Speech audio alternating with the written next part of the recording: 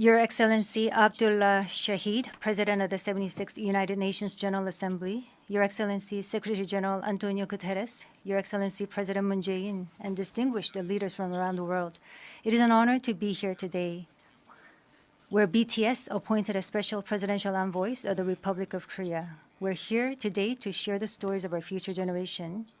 Before we came here, we asked the young people in their teens and 20s around the world about their past 2 years and about the world they find themselves in today. Jin will share some of the answers we received. Yes, should we take a look?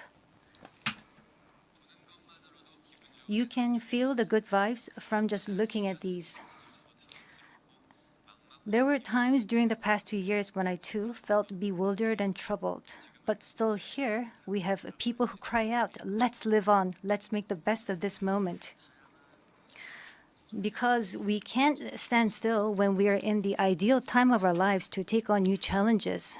It wasn't as if we could blame anyone, and you must have felt the frustration. Here I'm the same as I was yesterday, but the world changed like we were transported in a flash to a parallel world. I was saddened to hear that entrance and graduation ceremonies had to be canceled. These are moments in life you want to celebrate, and missing out on them must have been upsetting. We were heartbroken when our long-planned concert tours were canceled. And for a while, we yearned for the moments we wanted to make complete. Yes, it was a time for us to mourn for the things that COVID took away from us. A time to discover how precious each and every moment we taken for granted were. Suga mentioned the precious things we'd taken for granted, and lots of people answered our question by sharing pictures of their precious moments. Many people showed how they share their moments with nature. I think during these 2 years, they found dear the time they experienced and care for nature. Yes, but maybe because we feel an encroaching sense of dread that our time on this earth is limited, we just talked about the things we mourn, and I shudder to think about mourning for the earth. Everyone agrees that climate change is an important problem, but talking about what the best solution might be, that's not easy. It's a topic that's tough to make conclusions about.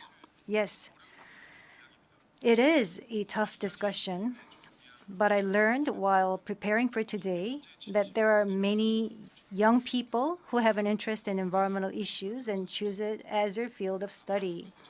The future is unexplored territory, and that's where we, more than anyone, will spend our time. So these young people were searching for the answers to the question of how we must live that future.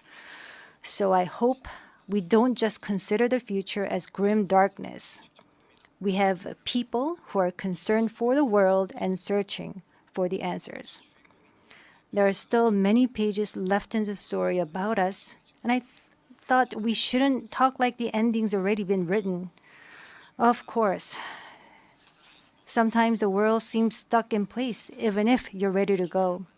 Sometimes it feels like you've lost your way. There was a time when we felt the same way.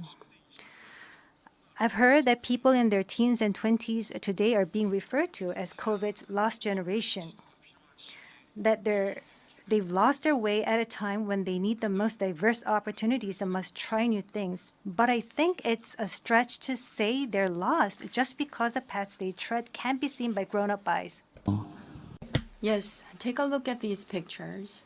Here we have many who are trying hard to continue their friendships online in new ways, start learning new things, live healthier lives. I'm sorry, excuse me.